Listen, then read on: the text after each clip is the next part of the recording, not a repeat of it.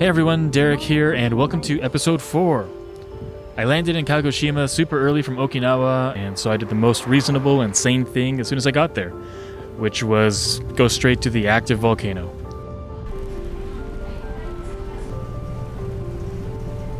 We're in the middle of phase 1, so here's a map of Kyushu.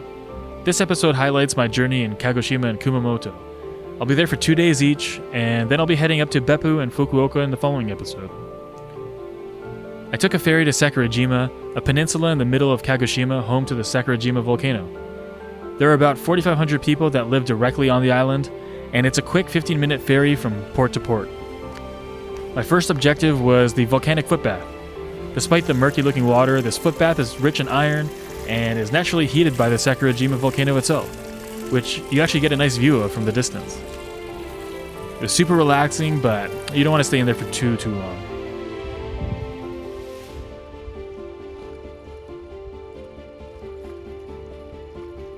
After a bit of wandering around the area, the second objective was finding a place to do some quick drone shots, which, yeah, I did. It's my first time seeing an active volcano, let alone being this close to one. I don't think I'll ever forget this moment.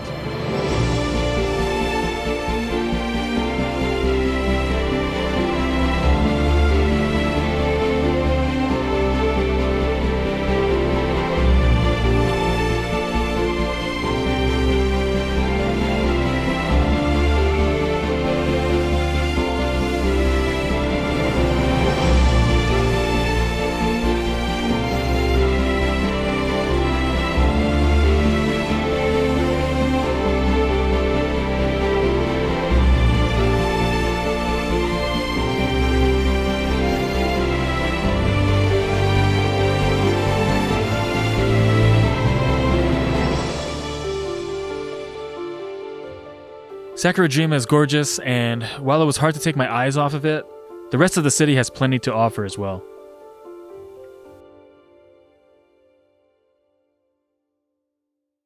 Okay, I'm staying at another business hotel. This time it's an Aqua Hotel, which is pretty famous. This is honestly a lot bigger than I thought it was going to be. I thought it was going to be a lot smaller. I actually have leg room. We actually got a pretty decent sized desk and a chair. We got a fridge. I don't know if it's on. I guess it's off. That is now on. We got a mug. Okay, what is this? Appa Hoteru. That's hilarious. Okay. Night gear. Blow dryer, tissues. Yeah, not bad, honestly. I just hope this is good because the last one was shit. Okay, it's pretty good. Looks clean, doesn't smell, so that's pretty good. And then they have the amenities: razor, toothbrush, soap. Obviously, I turned this place upside down since I got here. But a couple things I noticed that were kind of neat. They plastic wrap the remote so you don't have to touch other people's junk. There's water. This chair has wheels. Hello, it is me. I was looking at some places to eat around my hotel, and when I was walking earlier, I saw the Okonomiyaki restaurant. And I felt like I needed to try it because I've never had Okonomiyaki before. And I could have waited till I got to Hiroshima, but that's not for a while. So the language barrier, though, is very much in effect. I could not communicate, but it was worth the effort. But look at the food. Look at that. That looks so good. I can't wait to try it. Can't wait to eat Okonomiyaki for the first time. It looks incredible. Okay, took my first bite. Absolutely delicious. For those of you wondering what's in it, I took forever to explain what was in it, so I'm just going to put the ingredients on screen. I got this okonomiyaki from a place called Tetsu Teppanyaki Okonomiyaki. It's a very small place, small business, but very nice and patient people. I wish them all the best.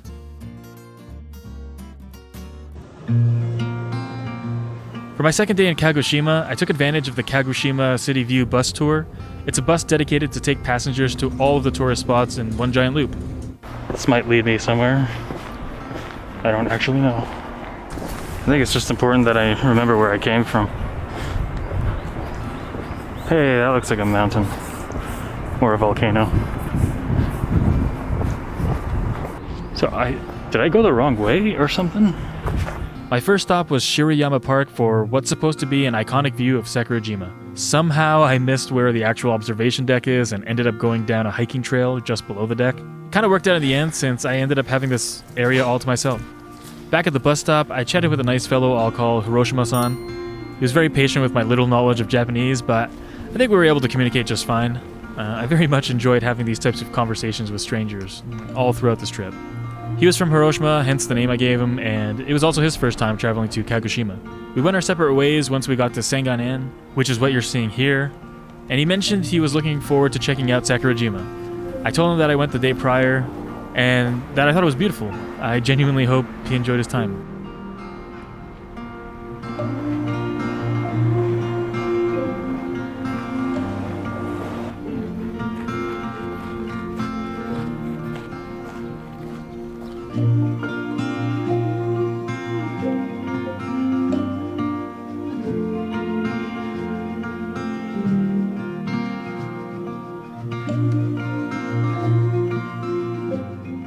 This park was gorgeous.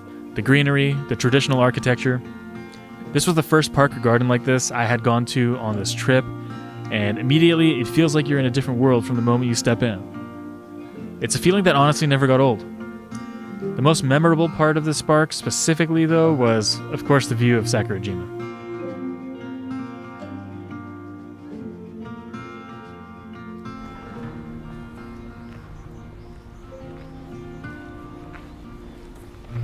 Oh, I have to go up there.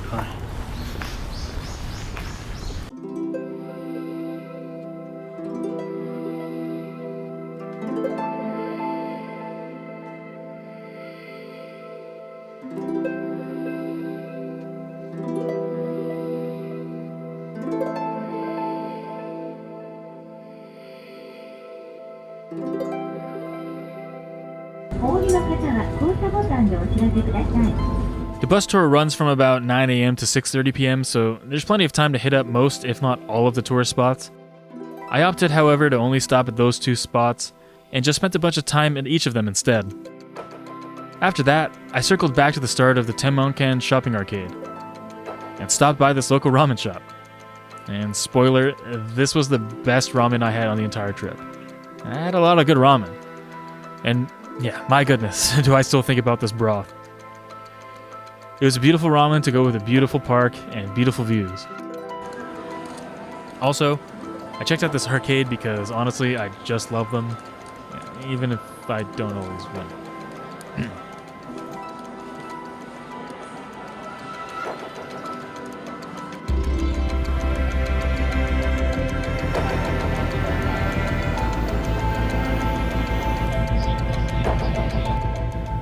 The next morning, I made my way to Kumamoto via Shinkansen, the first of many Shinkansen rides on this trip.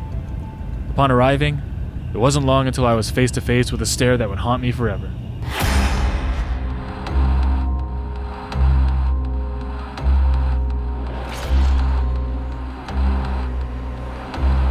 Oh my god, they're everywhere.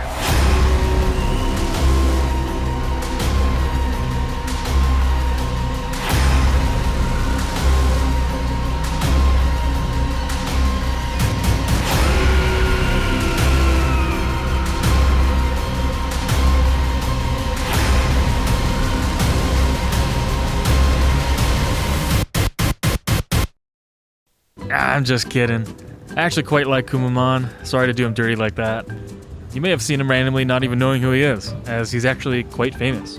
Kumamon was created in 2010 to draw tourists to Kumamoto following the opening of the Kyushu Shinkansen. His popularity has generated billions of dollars for the region, which is incredible. His success, believe it or not, is attributed to his cuteness. Yeah. So, my first stop was actually heading to Kumamon Square, a tourist spot promoting his involvement in the city, and of course a shop with as many Kumamon goods as you can dream of. It's like a museum for Kumamon, and if you're a fan, it's honestly awesome. I even got to sit in Kumamon's office chair, which is where he conducts a lot of his business, or plans of world domination. At the shopping arcade nearby, I stopped at Caesarea, a popular family restaurant for some cheap eats. It honestly wasn't bad at all.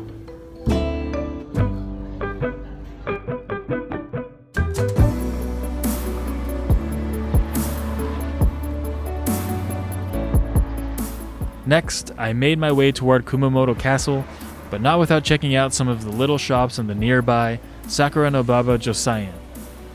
This is the tourist center for the castle, with lots of food stalls, merchandise, all beautifully laid out with traditional 18th century architecture.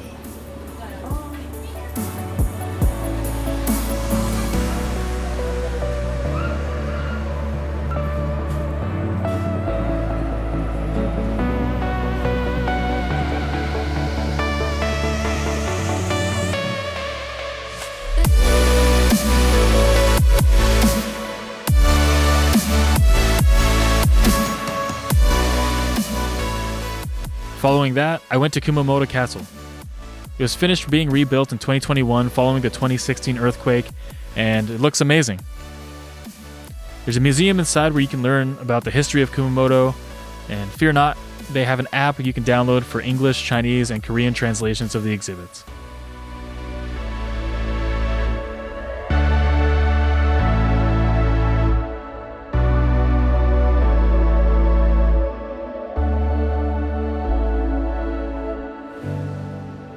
For the second day in Kumamoto, I spent most of it at Suizenji Jojuen Garden.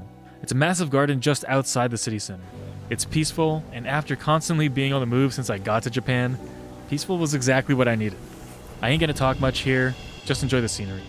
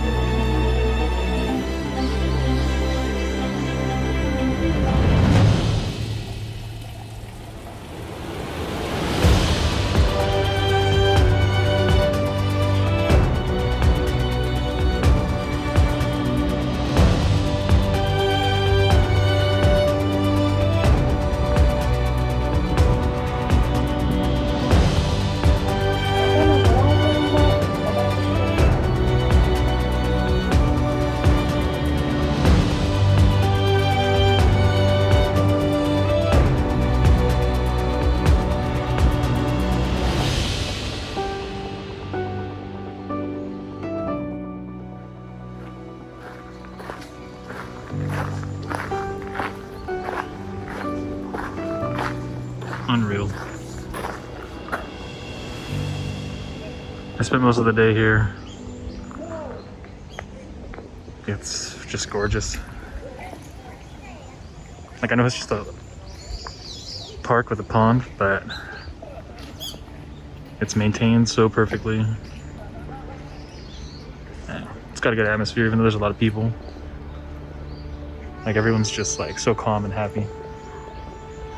Except for the one girl that I saw crying over there, but yeah, Gorgeous. So I'm at the park with one of the One Piece statues. This one has Monkey D. Luffy.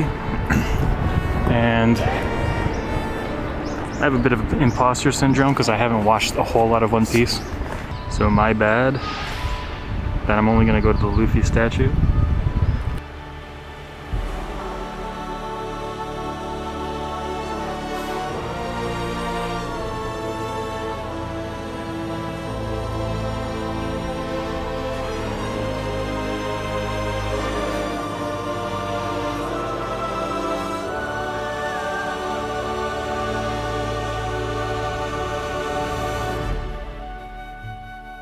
In case you were wondering, I stayed at the Suizenji Comfort Hotel, which is beside the Suizenji Jojuen Garden. The hotels from this point on are pretty much the same as the business hotels or standard hotel rooms that I've already gone through in this series. If there's anything that stands out about a certain hotel or it's a different style of hotel completely, I'll for sure mention it. But otherwise, I don't want to repeat the same things every episode. There wasn't anything too unique about this one. But yeah, I appreciate you making it to this point of the video. If you enjoyed, hit that subscribe button, as next time I'll be continuing to move north through Kyushu and finishing phase 1 of my trip.